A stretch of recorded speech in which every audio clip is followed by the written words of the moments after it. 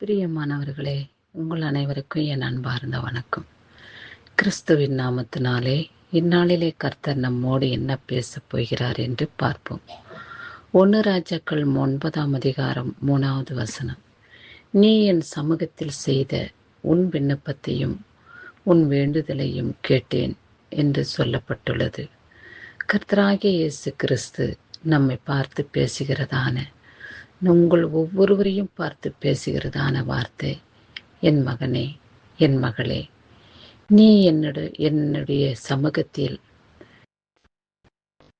கேட்டுக்கொண்ட ஒவ்வொரு விண்ணப்பத்தையும், ஒவ்வொரு வேண்டுகோளையும், ஒவ்வொரு விருப்பத்தின் நோக்கத்தையும் நான் அறிந்திருக்கிறேன். ஆகையாலே நீ ஒன்றுக்கும் கவலைப்படாதே. தேவன் என்னை பார்க்கின்றாரா? என்னை அவர் விசாரிக்கின்றாரா? அவருடைய சமூகத்தில் என்னுடைய விண்ணப்பம் போய் சேர்ந்திருக்குமா?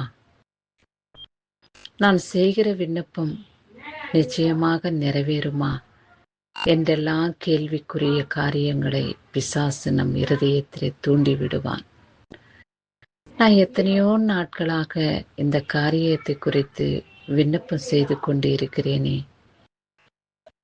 ஒருவேளை கர்த்தர் என் ஜெபத்தை கேட்டிருந்தால் அந்த விண்ணப்பம் நிறைவேறி இருக்கும் அல்லவா?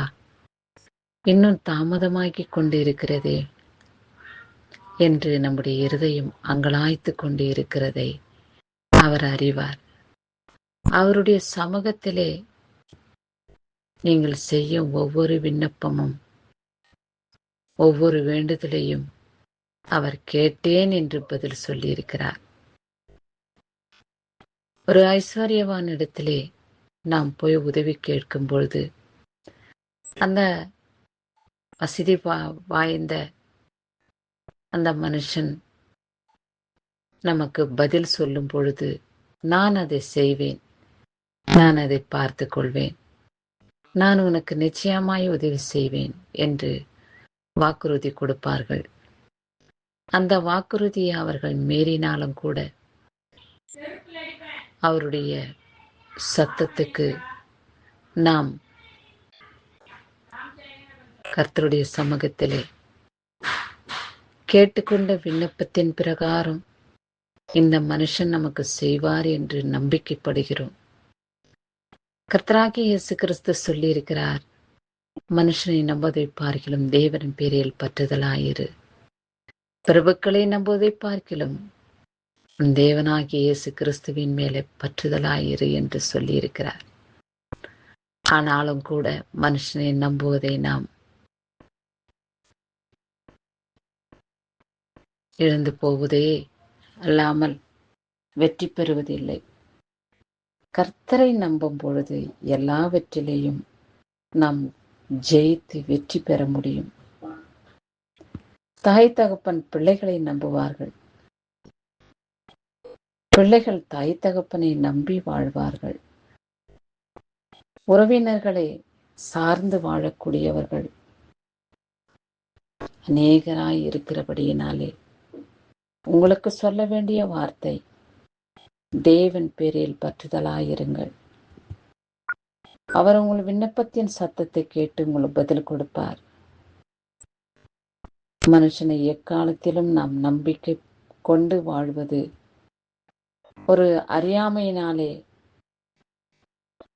செய்யக்கூடிய காரியமாய் காணப்படும். ஆனால் கர்த்தரை நம்பும் பொழுது, அவரை சார்ந்து வாழும் பொழுது, நமக்கு வேண்டிய தேவைகள் அனைத்தையும் அவர் பூர்த்தி செய்வார் என்ற நம்பிக்கையோடு நாம் வாழும் பொழுது நிச்சயமாகவே உங்களுடைய தேவைகள் சந்திக்கப்படும்.